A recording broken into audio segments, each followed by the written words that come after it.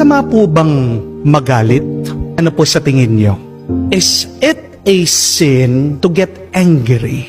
Kung pinagbibintangan ka sa isang kasalanan na hindi mo naman ginawa, mapipigilan mo ba na magalit? Di ba hindi? Kung chinichismis ka, sinisiraan ka ng mga katrabaho mo, habang ikaw naman, nananahimik ka lang at ginagawa mo ang iyong obligasyon, mapipigilan mo ba ang magalit? Di ba hindi?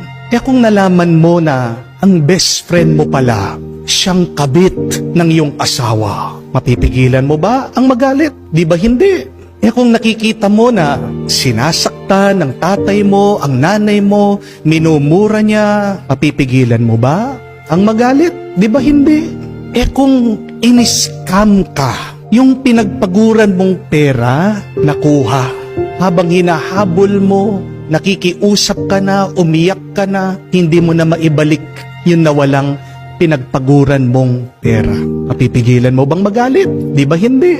Kung binubuli yung anak mo sa school at pagkatapos nung nagharap-harap kayo, pinapanigan pa ng principal yung mga nagbubuli sa anak mo, mapipigilan mo bang magalit? Di ba hindi? Mga kapatid, hindi po masama ang magalit. Pero ang tanong, ano ang gagawin mo sa iyong galit? Kasi po kahit sa Biblia, hindi po binabawal ng Diyos na magalit tayo.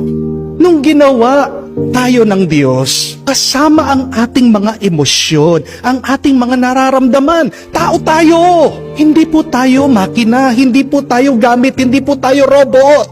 Natural lang sa atin ang magalit. Pero, ang tanong, pag nararamdaman mo na lumalabas yung iyong galit, ano ang gagawin mo dyan?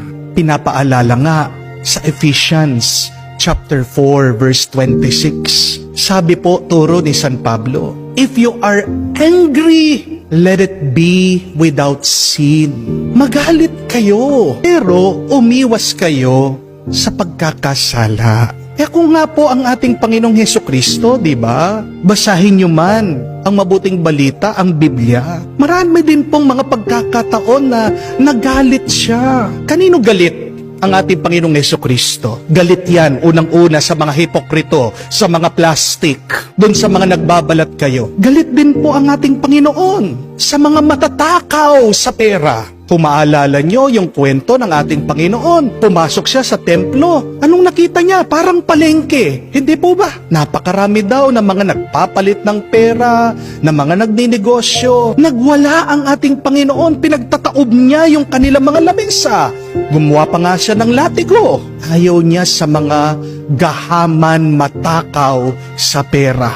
Galit din si Jesus sa mga matitigas ang puso, sa mga ayaw magpatawad, sa mga ayaw magbago, sa mga walang awa, sa mga nahihirapan. Galit din si Jesus sa mga nagpapabigat sa ibang tao.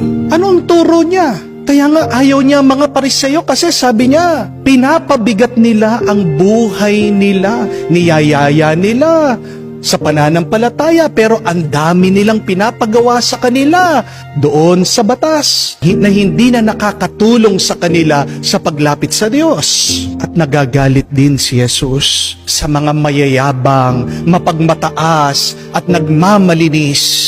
Isang ayaw na ayaw ni Jesus yan. Kapag nakikita niya mga Pariseo, nakala mo nagsisino-sino, ayaw aminin na sila ay mayroong mga pagkakamali. Pinapakita nila sa mga tao na sila ay perpekto. Pero, di ba, sabi din ni Jesus, walang perpekto kung hindi lamang. Hindi masama ang magalit. Kasi kahit ang Diyos, nakakaramdam din ng galit. At kung tayo ay galing sa Diyos, hindi rin malayo na habang tayo'y nabubuhay, makakaranas tayo at makakadama ng galit. Ang masama ay kung anong gagawin mo sa iyong galit. Kaya yan ang tanong, kailan nagiging masama ang ating galit? Dalawang pagkakataon lang po. Tandaan niyo po ito. Nagiging masama ang iyong galit kapag sa pamamagitan ng iyong galit, ikaw ay nakakagawa ng kasalanan. Nagiging hindi tama ang iyong galit, kung yan ang nagiging hadlang sa iyong paggawa ng mabuti. Halimbawa po, kung dahil sa iyong galit, ikaw na ay nananapok, nananadyak, naninigaw, at nagmumura, ano ang sabi ni Jesus sa nabasa nating ebanghelyo? Ang mga nagsasabi na ulol sa kanila mga kapatid ay mapupunta sa gihena, sa impyerno. Nagiging masama ang galit kung dahil dito meron ng lumalabas na masama sa atin. Kung halimbawa ikaw ay nagmamaneho sa daan, meron kang nakagitgitan, uminit ang ulo mo, hinabol mo siya, binangga mo ang kanyang sasakyan, tinutukan mo pa siya ng baril, tinetreten mo siya, kasalanan yan.